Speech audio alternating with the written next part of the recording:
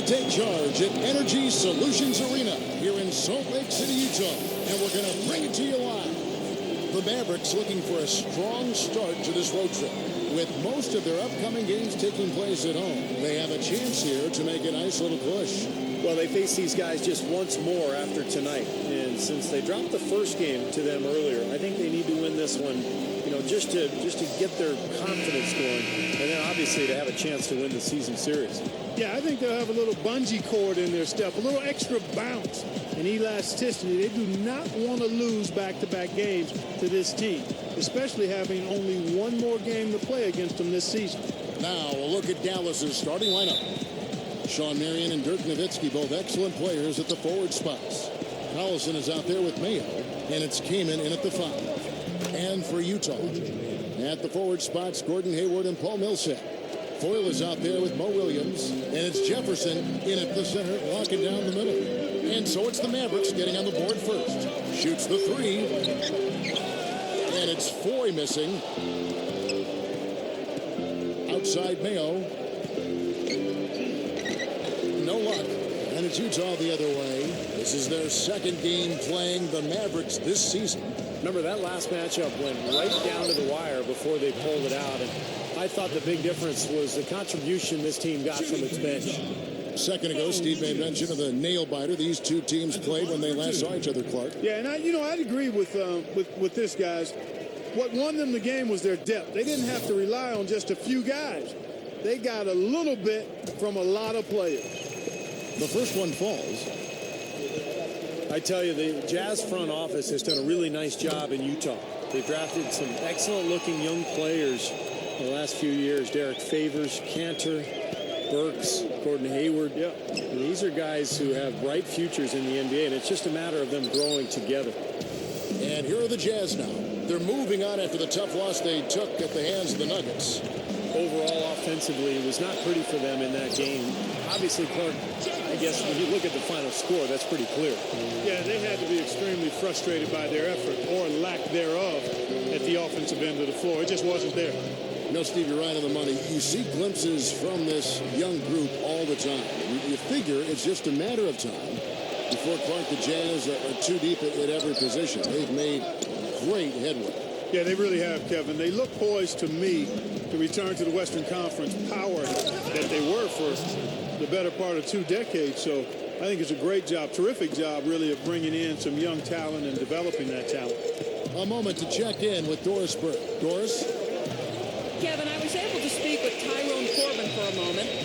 Coach told me that he knows they have a tough assignment in Dirk Nowitzki. We talked about what makes Dirk so difficult to defend against, and he pointed to Dirk's ability to hit jumpers when he is seemingly completely off balance, saying it'll look like he's falling over, then he just turns and flips the ball in.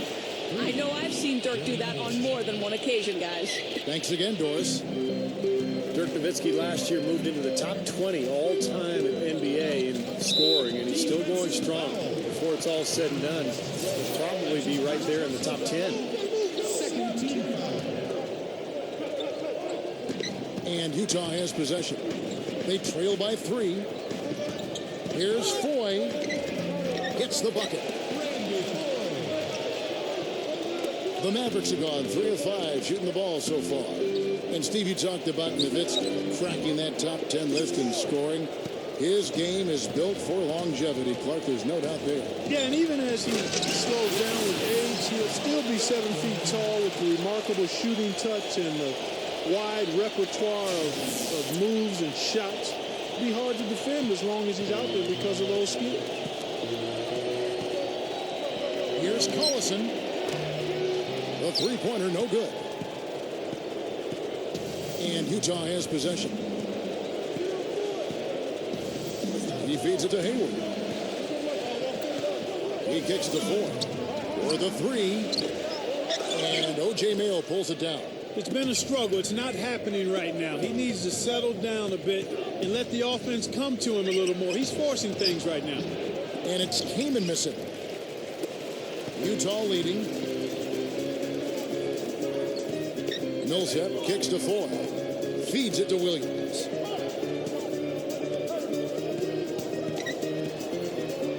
Over Nowitzki.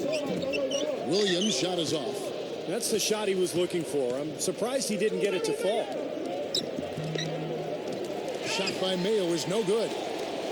The Jazz shooting in this first quarter around 38%. They're looking a bit creaky out there. Tipped away. Williams kicks to 4. Hayward. The Jazz working the ball around now. The Jazz again can't hit it. The Mavericks shooting 33% here in the first quarter. And not to discount defense, guys, but it was their effectiveness offensively that allowed them to finish that game out. Yeah, spoken like a true sharpshooter. The battle at that end of the floor, which they won easily, really told the story. Yeah, well, that's what I'm saying, Clark. How about the season Paul Millsap had for the Utah Jazz last year? He increased his rebounding, improved his free throw percentage, went from what they called an energy guy to really an all-star caliber big man. So Utah going with an almost entirely new group here. Derek Favors checked in for Jefferson. Bell comes in for Gordon Hayward. Alec Burks checked in for Randy Foy. And Jamal Tinsley is subbed in for Mo Williams. Bobois can't get it to go.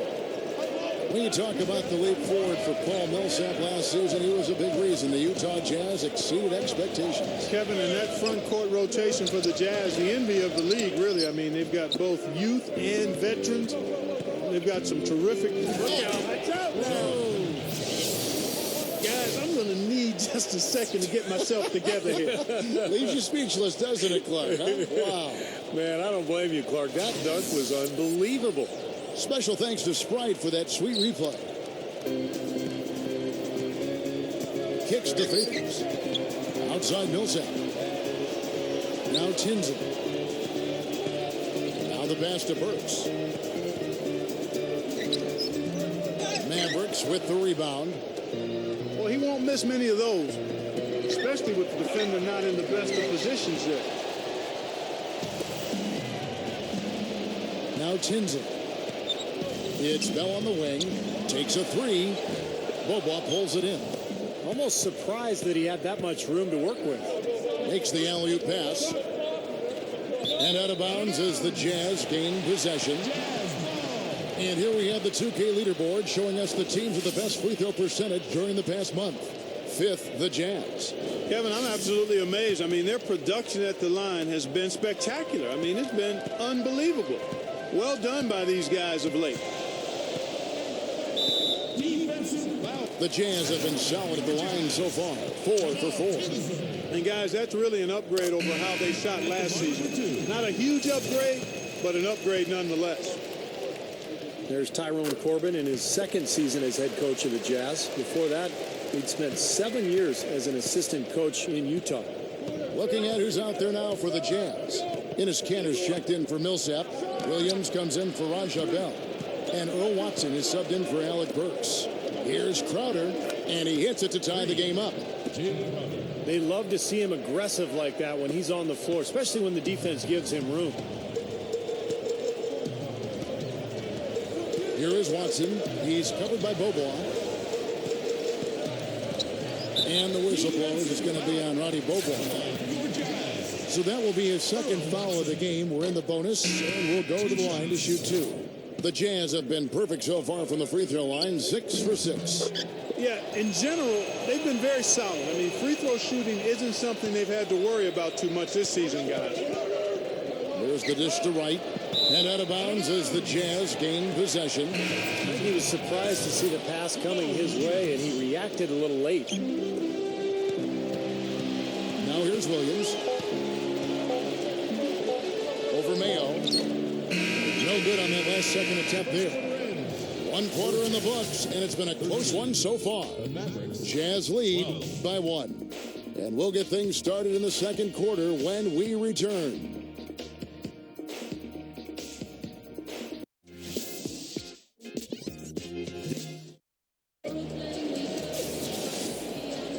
And so far, it's been a closely contested game as we get the second quarter up and going. What do you guys think about the Jazz here in this one? And I thought the key in that first quarter was the offensive aggressiveness. They attacked the rim and got to the foul line. And I sense they're really feeling good about playing at home, taking advantage of the home court. And now, brought to you by Gatorade, all fueled up and ready to go. Let's reset our lineups. On the floor for Dallas, Collison is out there with Cunningham. Then it's Brandon Wright. Then there's Jones. And it's Brand in at the 5 spot. Darren Collison out of UCLA. Very, very fast point guard. Likes to score. Loves to get into the paint and shoot little mid-range shots or get all the way to the rim. A good playmaker, not a great one, but with his quickness, you know he can create opportunities for his teammates. Cunningham. That falls. Great assist by Darren Collison. Cunningham's got his second bucket of the night. The Jazz shooting about 33%. Not happy with their play on that end. And Bell kicks to Favors. And stolen by Wright. Here's Cunningham. And Dallas again with the bucket. And you look at Collison, he's a deceptive shooter. He's got deep range. I mean, he shoots a lot more deep twos than he does threes, but he shoots them well, both of them. I think he might benefit if he took a few more threes and forced defenders to come out on him because he's got excellent speed off the dribble. Good job creating an easy bucket there. Now a chance, Kevin, to take a look at how the Jazz fared over the last month. Third in three-point field goal percentage. Fifth for free throw shooting. And they're in the top third in the league in blocks. They're a team that really doesn't give many good looks. And Clark, you talked about the accuracy from beyond the three-point line. And yeah, they're one of the best shooting teams in the league. It's something they work very hard on in practice each and every day. Randy Foye, he's checked in for the Jazz. Williams comes in for Jamal Tinsley. And Dallas with a change here too. Eddie Curry, he's checked in for Chris Kaman. Here's Jefferson. Good, and it's Williams who picks up the assist. And the Jazz lead by 1. Well, Clark, we've seen the lead change hands quite a bit in this one. Yeah, we sure have. I mean, it's been a bit of a windshield wiper game. I mean, back and forth, the lead has gone 5 times, so no one in clear control yet. I think both teams feel like they can win. They both have confidence. So we'll see which team can kind of ride the momentum and take control of this game. Got a piece of it. It's stolen by Curry, and they're moving it up. Marion kicks to Bobois, slams it on the run. And for a point guard, you love LUV. That finish. Wow. Yeah, he's really been able to get off his feet and sky. Something to watch. Incredible athleticism, both laterally and vertically. Lets it go from deep. Can't hit, so Utah will take it the other way. Well, Mavs coach Rick Carlisle is one of only 11 people to win a title as both a player and as a coach. He was on that Celtics team in '86 that won it all, and of course at the helm for Dallas in 2011. And you really don't want to give up too many dunks like that. One is too many. Oh, yeah, no, certainly you're right. You know, that's making it way too easy for sure. Yeah, major breakdown defensively. They've got to tighten things up here. Boy, what a significant turnaround here in the second quarter after only making 40% from the field in the first. Well, some very valuable players right here. Big men who can create turnovers for their teammates inside. These are the power forwards and centers with the most assists in the past month. Second is Chris Kaman. And, of course, Dirk Nowitzki. Yeah, these are some of the most complete players in the NBA. They're not just traditional score and rebound big men. They can beat you with their passing, too. Yeah, that's the element of their game that puts them in a different category, a special category amongst low post players. I mean, they've got court vision, they see things, they anticipate, and they're much better at that than their peers. Well, you mentioned Steve Rick Carlisle's playing days. He played for 5 seasons in the NBA. Not bad for a third rounder. Yeah, not bad at all. Spent some time with the Celtics, won a championship, in fact. But he got right into coaching when his playing days ended, knew exactly what he wanted to do. Don't do that to him. That was fantastic. Wow. And Clark, the degree of difficulty. Major. That was amazing. And the Mavericks with some changes. Ennis Cantor's checked in for Jefferson. And Paul Millsap is subbed in for Marvin Williams. Well, they call him Roddy Buckets, Kevin, and the reason is his ability to heat up and give you that instant offense off the bench. He can knock down the long-range shot or use that tremendous speed to go right around you. Really a marvelous athlete at 6'2". He finishes above the rim with ease and defensively able to use that quickness and length to his advantage as well. Pass to Crowder. Back to Bobois. Shot clock at 6. Crowder kicks to Bobois. Takes the three. And the shot is good. Bobois got 13 points now in the quarter. And a much better quarter for them in terms of shooting the basketball. You know, anytime your field goal percentage as a team is up in the high 50s, you're doing a lot of stuff right. Well, it was a dismal start from the field for them in the first quarter, but they're finally starting to turn it around. Well, I don't think it could have gotten any worse, partner. I mean, you figure they had all their bad misses out of the way and should be good to go now. He hit a three in the first, but so far has been unable to capitalize here in this quarter. 2 hands for safety, 1 hand if you want major elevation. That's right. That's right. You know you can get up higher with 1 hand. Did you know that? I did not know that. It really is true. I mean, you can extend better with 1. Well, whatever he did, whatever it was, it definitely worked, Clark. Here's Williams, and there's another one for the Jazz. That jump shot's like a layup for him when the defense backs off like that. Bobois for 3. That falls. Great assist by Darren Collison. Collison's got 3 assists tonight.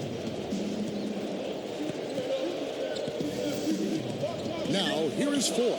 He's covered by Bobois. And there's the feed to Hayward. He dishes it to 4.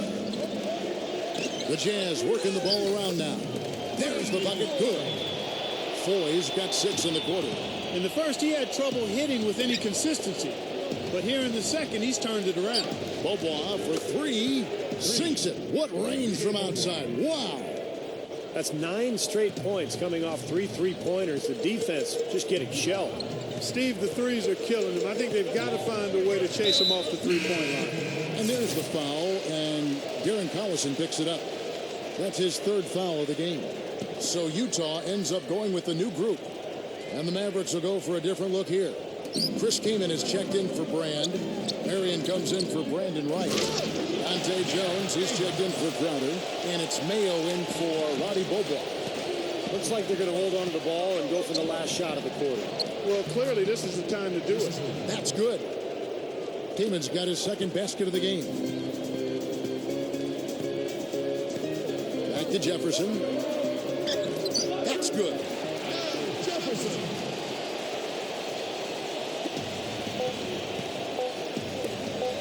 Outside Mayo. And no good trying to get that one. And that does it for the first half of play. Mavericks ahead. They lead by 6. 43. Well, folks, stick around here at halftime for the halftime show at Damon Bruce for all the highlights from our first half. Now, presented by Sprint. Hello and welcome. We've got a great one underway at Energy Solutions Arena. For the Dallas Mavericks, they have the lead against Utah. The 3-point shooting, ridiculous. They're knocking down everything. The first half, a productive one for Rodrigue Bobois. He's racked up 19 points and is up to his usual tricks, dropping a lot of dimes all over the court. And the Jazz still keeping at it. They've been getting roundly outplayed up to this point, and they'll need a bounce-back effort to make up for it in the second half.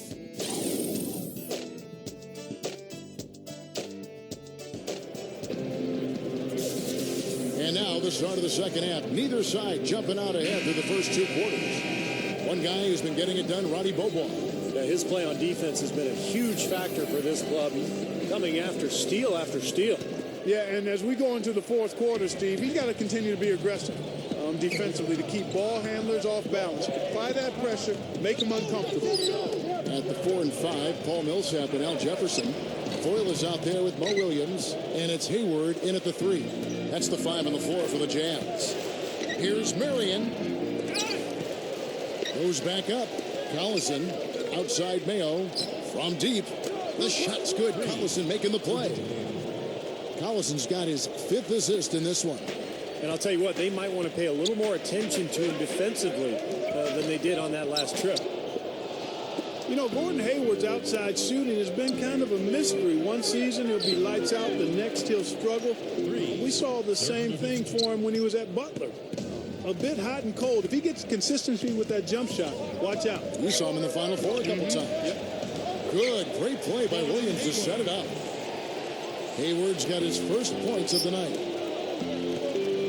Nowitzki drives in. Here's Marion. And it's Sean Marion again missing. And Steve, going back to Hayward, his three-point shooting alternates year by year, beginning in 2009 as a rookie and ending this past season up and down and all over the place. It's tough, at least right now, for him to get that consistency with that long shot. Yeah, he needs to be more consistent for sure, Kevin. But remember, when he came into the NBA out of Butler, shooting was really not his game. He was more of a ball handler and a passer.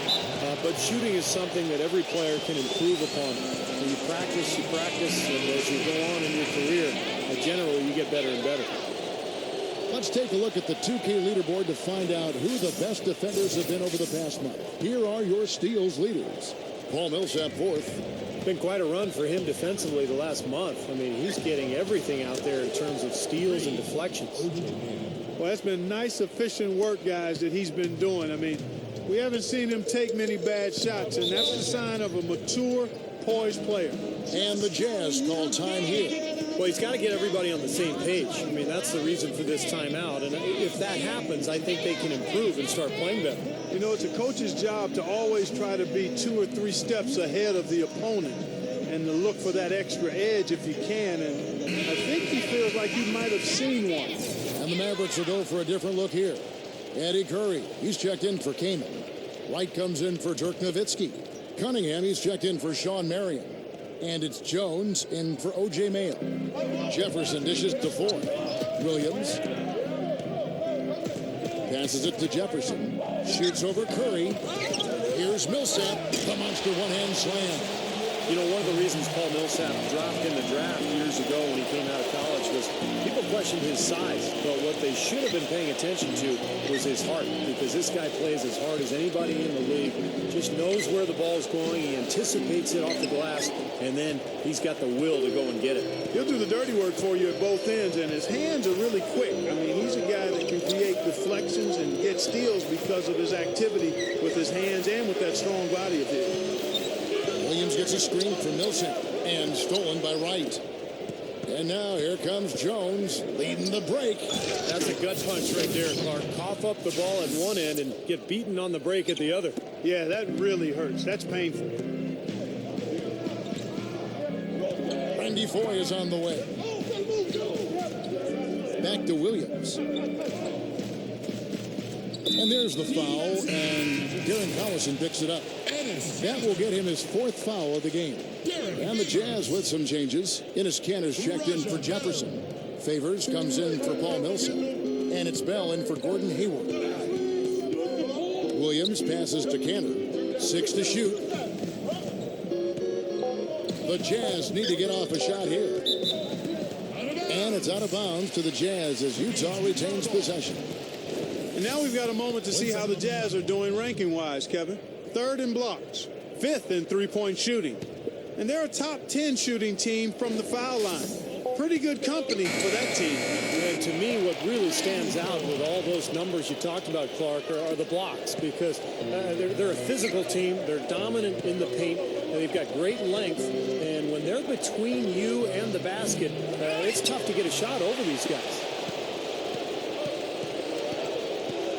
And Bell kicks to Foye. Dishes it to Williams. He passes to Favors. Over Wright. A second chance effort. He lays it in. Well, they keep going right back to the paint, and who can blame them? I mean, they're getting it done in there. Yeah, 3 of their last 5 buckets, guys, have come from inside the lane area, so I'd expect them to continue to go inside right at the defense. Here's Collison from outside off the mark. Boy, in the film session, they'll say that was a well-challenged shot. Jazz trail by 7. Foye dishes to Williams. Jazz passing it around. Foye the pass to Kanter. And he converts the layup. Kanter's got 6. You know, Kevin, his scoring has been one of the few positives they can take away from this game so far. You know what makes Kanter unique among... Oh, ridiculous. What a move. Tore it down that time. Now we're cooking with gas, partner. My goodness. A breathtaking display of aerial supremacy, no doubt. It's almost unfair, guys. I mean, when you can get up that high, that's crazy. So Utah ends up going with the new group. You know, guys, one of the reasons Dallas did not re-sign Tyson Chandler last year was they wanted to preserve some cap space. And they had Dwight Howard in mind, but Dallas has had to use their cap space elsewhere. But, you know, the key was just developing enough flexibility to give them a lot of different options. And I think that's always a factor for any NBA team. That was a nice, strong one-hand jam there. Yeah, brought it back and ripped it down. That's how you do it. That's nice. Nowitzki's shot's good. He got that one, but he hasn't been producing the way we're accustomed to. He needs to look for his shot a bit more. He feeds it to Millsap. Shot is blocked. And here we go. The Mavericks in a fast break. Gets it to go. Jones has got 7. And another quick strike for them. No question which team is running the fast break better here today. Absolutely. I mean, they've been lethal in transition, Steve. It's one of the reasons they're out in front. Knocked away. Burks with it. Averaging 6 points per contest. Offensive rebound. Good work defensively by Marion. I like the work there, contesting that shot that looked like it was going to be easy, but they forced the miss. You know what? He got it in close, but couldn't finish in traffic. And the basket by Jones. There's 14 seconds left to play in the third. Outside Jefferson. Wide open look. Jefferson can't get that one to fall. Easy look there, but, you know, he misses those once in a while. Well, through 3/4 of play, down double digits, it may be difficult to overcome.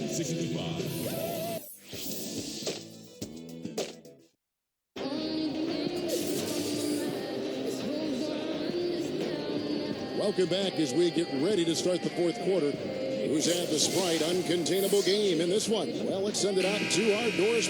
Doris? Thanks, Kevin. Rodrigue Beaubois gets the Uncontainable Game Award tonight. You can't build a big lead like this without getting solid play from your bench, and he's been as solid a reserve as you can ask for in this one. Thanks, Doris. And you love to see that kind of effort from your starters. And here we've seen that same sort of lift, guys, from the bench. Yeah, man, I thought he was really a catalyst for them, Kevin. He got them going right away when he got in. Instant energy is what he gave them, Steve, and you're exactly right. I thought he was their spark plug. The more performances like this that he continues to have, then obviously his minutes are going to increase as well. On the floor for Dallas starting the fourth quarter here. Sean Marion and Dirk Nowitzki, the forwards. Collison is out there with Mayo, and it's Brand in at the center position. And there's the call on Gordon Hayward. That's his first foul. Al Jefferson's checked in for the Jazz. And Dallas also making a switch. Chris Kamen's checked in for Dirk Nowitzki. A lot of the points they've given up have come on open threes like that one. And that has to be disconcerting and frustrating to their coach. Well, they should know better. I mean, they read the scouting report. You can't leave these guys wide open on the perimeter. Jefferson kicks to Hayward. Over Brand. And Hayward gets it to go. Hayward's got 4 points now in the quarter. I tell you what, fellas, he loves those mid-range jumpers. I mean, that's where he makes his money. And here's Mayo from beyond the arc. Tries again. And he cruises to the hoop for the layup. And hard work on the boards, guys, leading to that putback. Utah calls timeout. Well, one of the things the Jazz are going to have to sort out over the next year or two is just playing time in the front court. And that equation was made even more confusing with the addition of Enes Kanter in the draft. But he played a very limited role last year, and the minutes seemed to work out for everybody. But as he develops, it'd be very interesting to keep an eye on the rotation of the Utah front court. Mavericks leading by 16. Collison, no good. This just has not been his day so far. And Voigt kicks to Millsap. And that one's good. Well, I don't know if I'd call it a log jam, Steve, or what. I mean, I think it's still kind of sorting itself out with the Utah Jazz up front. But a lot of size, a lot of length. Favors is terrific. Kanter, we really don't even know what's going on because he's so raw, but great potential. You know, a lot of good young players, Clark, and There are only so many minutes to go around. That'll be an interesting dance there for the coach, Tyrone Corbin, to try to figure that out. It will be, but you'd much rather try to do that dance with that kind of ammunition and those types of potential dancers than not. So Favors is another guy in the mix, and eventually you think the Jazz will perhaps have to move one of those guys up to free up playing time, but that remains to be seen. And now Doris Burke has an update from the sidelines. Yes, thanks, guys. I got a chance to hear what Rick Carlisle was saying to the team. He said nobody but us believed we'd be in this position, and here we are. I'm proud of you guys tonight. Now go finish this thing off. Well, what you love about Al Jefferson is that he's a classic back-to-the-basket post player, and those are few and far between in the NBA these days. But he uses that big body, that great footwork, and he's able to score with either hand down low. And going back to the polished post game of Al Jefferson, rare in the NBA these days. And you'd maybe expect it from a four-year college guy, but he came in straight out of high school of all places. Yeah, but he must have had some good tutelage and some good training and coaching on his post game at a young age, because he's fairly natural at it. He understands how to drop step and hold his position, and he's got counter moves and the jump hook. So he's got the full repertoire and assortment, and that doesn't just happen. Somebody taught him that stuff. He kicks it to Cunningham. Down goes the slam. All business there, not messing around one bit. Flushed it right with one hand. He never does, Clark. He never does. Well, that's kind of his trademark, those slams like that one. Williams kicks to Foy. Good. Great play by Williams to set it up. Williams has got assist number 8 now on the night. Mavericks leading by 16. Millsap with the steal. And oh, here we go. Foy's got it. The fast break chance. Good luck. Offensive rebound. Back to Millsap. Jazz passing it around. It's stolen by Curry. Feeds to Jones. The baseline J. And that one's good. And the Mavericks lead by 18. A bit under 3.5 minutes have passed here in the fourth. Kicks it to Foy. Three-pointer. The Mavericks pull it in. Even against solid defense, he's still going to try to continue to make that shot. Yeah, no doubt. I mean, I wouldn't bet against him in that situation next time. Jacks up a three. The rebound by the Jazz.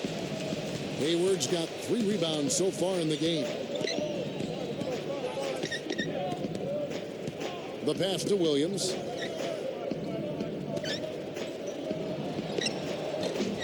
No good. Great D that time from Brand. The Mavericks have gone 6 of 11 since the start of the fourth quarter. Cunningham dishes it to Jones. Fires from deep. And that one's good. Well, another uncontested three there. They've got to make some kind of an adjustment. I mean, they're giving up way too many open threes. Well, the last 5 hoops, 3 have come off wide open three-pointers, Clark. So it's one thing to give up one, but you start giving three-pointers up in bunches, you're in big trouble. Such a wide open look. There's a minute 34 left in the fourth. On the wing, Jones fires for 3. Another 3 for Dallas. This is some kind of performance we're seeing from him today. He has yet to miss a shot. Williams passes to Millsap. The dish to Hayward. That's blocked. And it's out of bounds to the Jazz as Utah retains possession. A different look for Utah.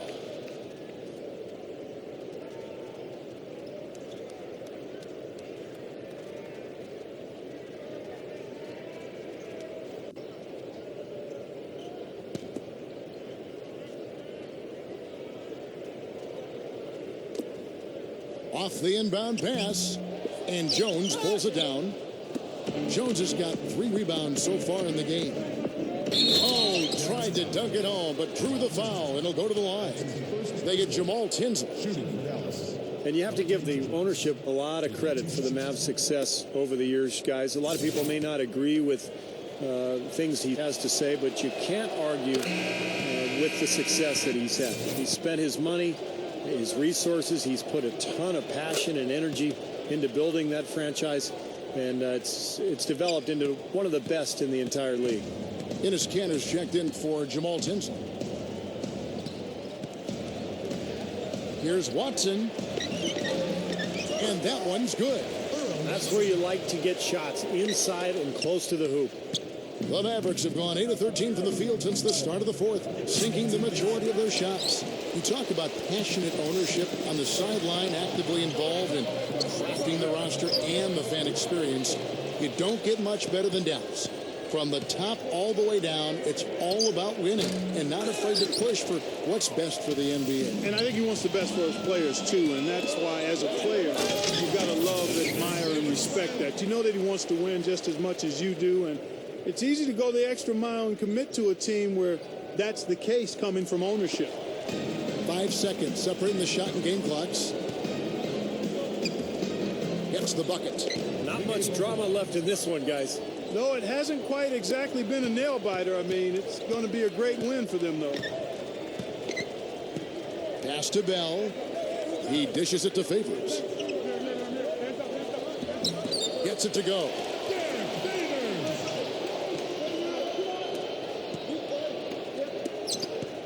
Curry kicks to Cunningham. And he throws it down with one hand. Well, they are not exactly taking their foot off the gas just yet. No, they want to throw a little bit of whipped cream and some cherry on top of this one. Here's Watson off target. So we see the Mavericks taking the win here. They put on a show tonight, thoroughly controlling each end of the floor. Hey, what more can you ask? And that'll do it for Clark Kellogg, Steve Kerr, and Doris Burke. This is Kevin Harlan. Thanks for watching this presentation of the NBA on 2K Sports.